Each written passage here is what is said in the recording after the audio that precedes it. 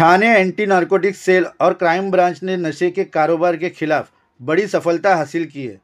2 अलग अलग अभियानों में अधिकारियों ने भारी मात्रा में अवैध नशीले पदार्थ जब्त किए और 7 लोगों को गिरफ्तार किया। पहले ऑपरेशन में पुलिस ने 1168 ग्राम एमडी जब्त किया, जिसकी कीमत 2,37,18,000 आकी गई है। इस मामले में 5 लोगों को गिरफ्तार किया गया। दूसरे ऑपरेशन में पुलिस ने 44 किलोग्राम 855 ग्राम गांजा जब्त किया, जिसकी कीमत 22,85,100 रुपये है। इस मामले में 2 लोगों को हिरासत में लिया गया है। यह कार्रवाई ड्रग्स तस्करी के लिए बड़ी चोट साबित हो सकती है। गुन्हे शाखेच्या अंमली पदार्थ विरोधी पथकाने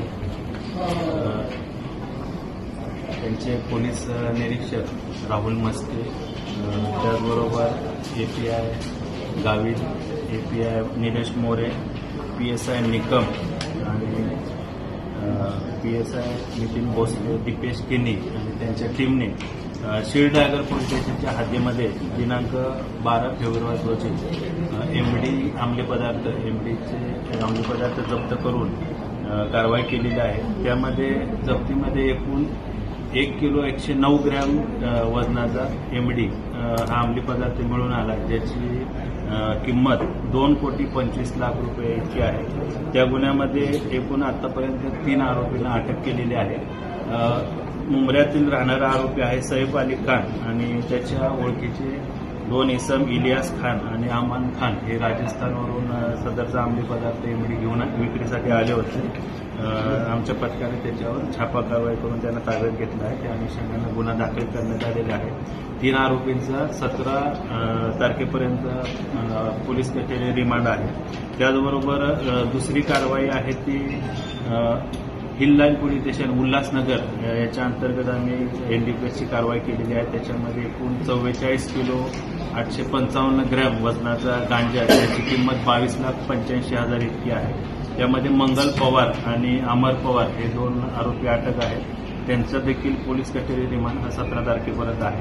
त्याचबरोबर तिसरी कारवाई आम्ही उल्हासनगर मध्यवर्ती पोलीस स्टेशनच्या हद्दीमध्ये केलेली आहे। त्या कारवाईमध्ये एकूण 58 ग्रॅम मेफेड्रोन एमडी हा अंमली पदार्थ म्हणून आहे, ज्याची किंमत 11,72,000 रुपये इतकी आहे। त्यामध्ये देखील आरिफ खान आणि सफीवर खान असे 2 आरोपी अटक केलेले आहेत। ते सध्या न्यायालयीन कोठडीमध्ये आहेत।